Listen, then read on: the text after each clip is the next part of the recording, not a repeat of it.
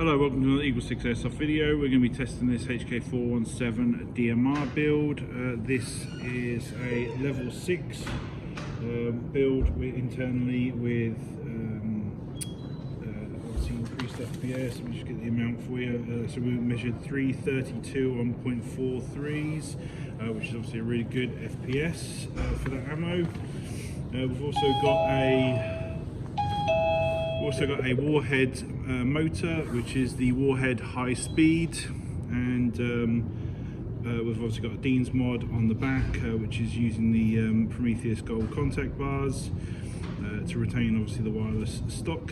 We've also got Gates Basic Titan with the Laylax pin that goes through there, and like I say, it's locked to single shot because it's DMR and high FPS, and that's pretty much it on the build and specification that was requested. Oh, and our hop, yep. So we've tested this at range. It's all shooting really well, and we hope you enjoy it, and just want to demonstrate it working.